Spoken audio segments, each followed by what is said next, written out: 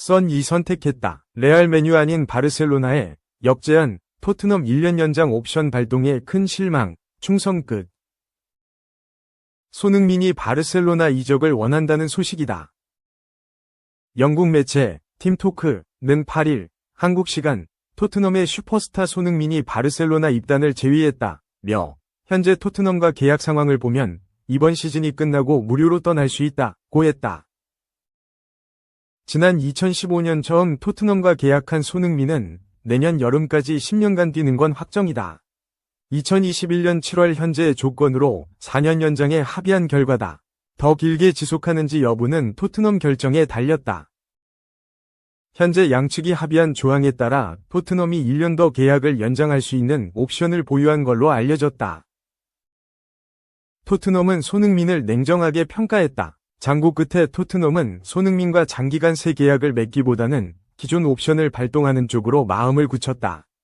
지난달 토트넘이 1년 연장만 하려는 움직임을 현지 복수의 언론이 전했다. 손흥민은 당연히 마음의 상처를 입었다.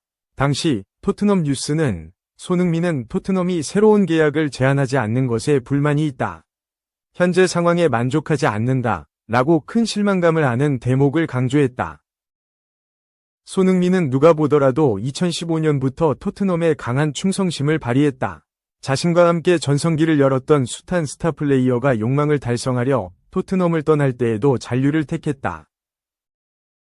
그래서 한창 몸값이 치솟았던 2021년 4년 보장에 추가 1년을 더할 수 있는 계약까지 받아들였다. 토트넘에서만 10년 이상 뛰고 가능한 토트넘을 끝으로 은퇴하려는 마음이었다. 손흥민은 토트넘에 남긴 발자취가 상당하다. 잉글랜드 프리미어리그에서만 313경기에 나서 123골을 넣었다. 유럽 축구연맹 챔피언스리그까지 고려한 모든 공식전 기준으로는 423경기 166골이다. 구단 역사에 남을 득점 기록을 남겼고 2021-22 시즌에는 아시아 선수 최초로 프리미어리그 골든부츠 득점왕에 올랐다. 지금도 손흥민의 출장 여부에 따라 토트넘 화력이 달라진다. 그래서 손흥민의 거취가 불투명하자 여러 빅클럽이 가담하고 있다. 스페인 매체 엘골 디지털은 바르셀로나는 손흥민 영입을 위해 안수 파티와 페란 토레스를 매각할 예정이다. 바르셀로나는 두 선수를 방출해 손흥민의 높은 주급을 충당할 것이다. 라고 설명했다. 맨유의 관심도는 기브미 스포츠가 설명했다. 이 언론은 맨유는 손흥민과 즉시 협상할 뜻이 있다. 라며 손흥민은 내년 여름 토트넘과 계약이 만료된다. 토트넘과 결별하면 맨유가 바로 영입에 나설 것이다.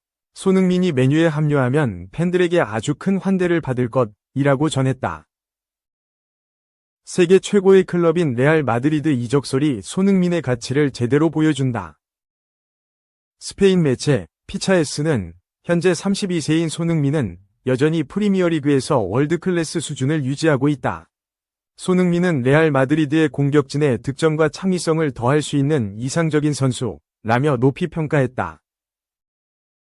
손흥민의 선택은 바르셀로나다. 팀토크에 따르면 손흥민 측이 바르셀로나에 역제안을 하면서 관심에 반응했다. 물론 바르셀로나는 장기적인 전략에 따라 젊은 자원 확보를 우선으로 하지만 손흥민이 관심을 보이면 이야기는 달라질 전망이다. 2. 다른 사람이 됐네. 탈트넘 후 제대로 폭발. 리그 선두 상대로 7호 장렬 오른쪽 화살표팀 내 최다골. 우뚝. 토트넘 호스퍼를 떠난 후 꾸준히 좋은 모습을 보여준다. 이번엔 페널티킥 득점으로 리그 선두의 골망을 흔들었다. 레알 베티스는 8일 한국 시간 스페인의 에스타디오 베니토 비아마린에서 열린 2024에서 25시즌 스페인 라리가 16라운드에서 FC 바르셀로나와 2-2 무승부를 거뒀다. 레알 베티스는 전반 39분 로베르토 레반도프스키에게 선제골을 내줬다. 후반 23분 지오바니 로셀소가 동점 페널티킥을 넣는데 성공했지만 후반 37분 라민 야말이 다시 한 골을 넣으며 1점 차로 끌려갔다. 그러던 중 후반 추가 시간 아산 디아오의 극적인 동점골이 나오며 힘겹게 승점 1점을 획득했다. 이날 레알 베티스에서는 로셀소의 활약이 눈에 띄었다. 비록 페널티킥이긴 하지만 선제골을 넣었고 축구 통계 매체 풋몹은 그에게 양팀 통틀어 두 번째로 높은 평점인 7.9를 부여했다. 최고 평점을 받은 선수는 야말이었고 8.3이었다. 토트넘을 떠난 후 꾸준히 좋은 모습을 보여주는 로셀소다. 그는 바르셀로나전 득점을 포함해 현재까지 이번 시즌 모든 대회 12경기에서 7골 1도움을 기록 중이다. 지난 10월에는 부상을 당하며 잠시 주춤했지만 여전히 토트넘 시절보다 나은 모습을 보여준다. 아르헨티나 국적의 미드필더인 로셀소는 2016년 파리 생제르맹 유니폼을 입으며 유럽에 입성했다. 하지만 PSG에서 많은 기회를 받지 못한 뒤 2018년 더 많은 기회를 위해 레알 베티스로 임대를 떠났다. 그리고 레알 베티스에서 가능성을 보이자 완전 이적했다. 이후 2019에서 20시즌 도중 토트넘으로 임대되며 프리미어리그에 도전장을 내밀었다. 로셀소의 활약에 만족한 토트넘은 그의 영입을 결정했고 결국 토트넘 완전 이적에 성공했다. 그러나 토트넘은 로셀소에게 맞지 않는 옷이었다. 완전 이적 이후 별다른 모습을 보이지 못하며 빠르게 전력의 자원으로 추락했다. 2023에서 24시즌을 앞두고 새로 부임한 엔제 포스테코글루 감독은 전임 감독들에 이어 그를 외면했다. 결국 로셀소는 다시 한번 출전 기회를 찾아 떠나야 했고 지난 여름 친정팀인 레알 베티스로 돌아왔다. 그리고 놀랍게도 레알 베티스에서 4경기 연속골을 넣는 등 좋은 활약을 펼치며 팀의 핵심 선수로 거듭났다. 또한 그는 7골로 현재까지 팀 내 최다골 선수로 올라있다. 3. 전설도 극찬했다. 코리안 지단 황인범 월클 볼터치로 발베이크전 결승골 어시스트 시즌 2골 2도움 오른쪽 화살표 평점 8.5평 국가대표팀 주장 손흥민 토트넘으로부터 코리안 지단이란 새로운 별명을 얻은 마에스트로 황인범 페예노르트 이 코리안 지단에 어울리는 발기술로 결승골을 어시스트했다.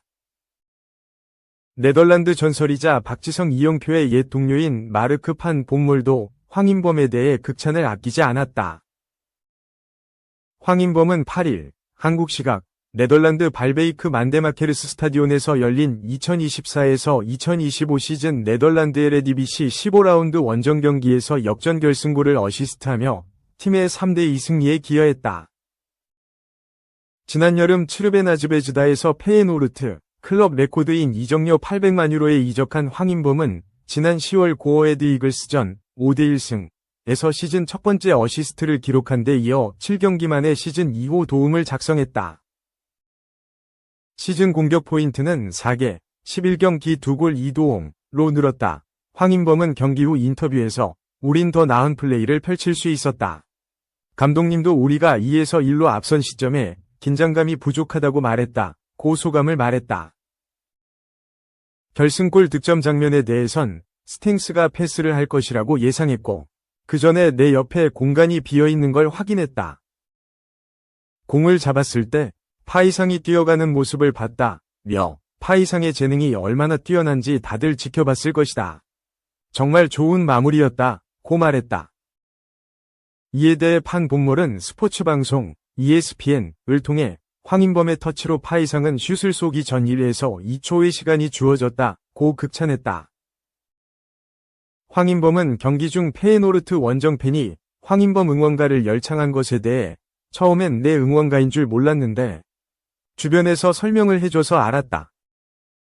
팬분들께서 응원가를 선물해줘서 영광이다. 팀원들은 이 노래가 선수를 위해 만든 응원가 중 최고라고 말해줬다. 고 했다. 페예노르트는 최근 컵대회 포함 2경기 연속 무승부를 딛고 이날 승리로 리그 5경기 연속 무패 4승 1무를 질주했다. 승점 32점으로 4위에 올랐다. 황인범은 3미들 전술의 공격형 미드필더로 선발 출전해 90분간 종횡무진 그라운드를 누볐다. 퀸텐 팀버, 안토니 밀란보와 중원에서 호흡을 맞췄다. 산티아고 히메네스가 톱을 맡고 에이스 이고르 파이상과 아니스하지 무사가 공격진을 구성했다. 전반 12분 팀이 K리그 제주 출신 발베이크 공격수인 오스카르 자와다에게 선제 실점해 0에서 1로 끌려가던 전반 18분. 날카로운 크로스로 공을 공격수 산티아고 히메네스의 이마 앞에 정확히 배달했다. 하지만 히메네스의 슛은 무의에 그쳤다. 자와다는 2021년부터 2022년까지 제주에서 K리그 10경기를 뛰었다. 페예노르트는 전반 24분 발베이크 야신 오킬리의 자책골로 경기를 원점으로 되돌렸다. 황인범은 전반 38분 직접 박스 외곽에서 왼발 슛을 시도했지만 상대에게 막혔다. 전반은 1에서 1 동점으로 끝났다. 후반 4분, 페예노르트가 아니스 무사의 역전골로 앞서 나가기 시작했다. 무사는 안토니 밀란보의 패스를 받아 박스 외곽에서 골문 우측을 가르는 왼발 슛으로 귀중한 골을 안겼다.